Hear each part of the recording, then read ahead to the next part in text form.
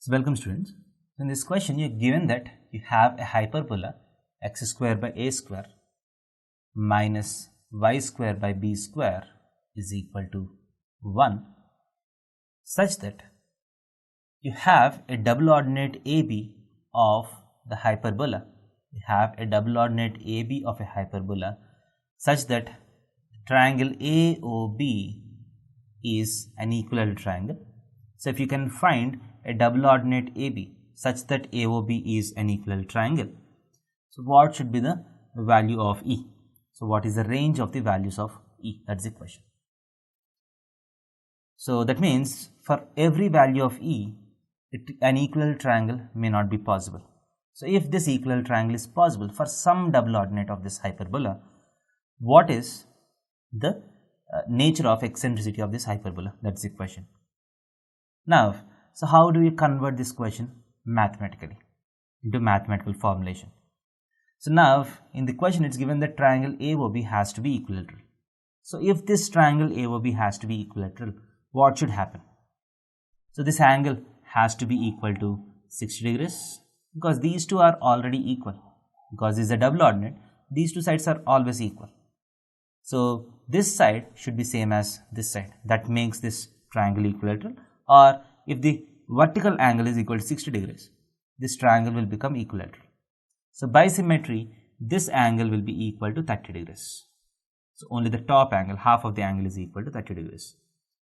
So now how do I convert this information into mathematical equation? So what I do is I'll assume my A to be A secant theta comma B tan theta. So this is a parametric point on this hyperbola. So now if this point is A secant theta comma B tan theta, so tan 30, so if I draw the perpendicular from A onto this, so tan 30 degrees is equal to B tan theta by the x coordinate is A secant theta. This implies 1 by root 3 is equal to B by A times tan theta is sin theta by cos theta, secant theta is 1 by cos theta. So 1 by cos theta gets cancelled. So you have sin theta. This implies A by B root 3 is equal to sin theta. So A by B root 3 has to be equal to sin theta. This implies A by B root 3. So if this has to be valid, so A by B root 3 should be less than or equal to 1. Less than or equal to 1.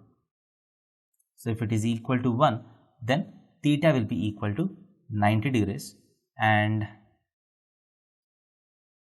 the point will go to infinity. So equality is not valid if you see clearly. So A by B root 3 has to be less than 1. That means if you square it, obviously A by B root 3 is positive. This has to be less than 1. That means A square by 3B square has to be less than 1. A square by 3B square has to be less than 1. So now you are asked to find the condition on eccentricity. So how do you find the condition on eccentricity? So B square by A square has to be greater than 1 by 3. B square by A square has to be greater than 1 by 3. But in a hyperbola, E square is equal to 1 plus B square by A square. This implies B square by A square is nothing but E square minus 1. This implies E square minus 1 should be greater than 1 by 3, and that implies E square is greater than 4 by 3. And that means if E square has to be greater than 4 by 3, then E has to be greater than 2 by root 3. So E has to be greater than 2 by root 3 for my A by B root 3 to be less than 1, which in turn solves this equation, which in turn makes this triangle an equilateral triangle. So if E is less than 2 by 3, this will not have a solution. If this does not have a solution, this does not have a solution. There is no theta which satisfies the solution. That means there is no equilateral triangle that can be constructed. So the answer is E is greater than 2 by root 3. Thank you.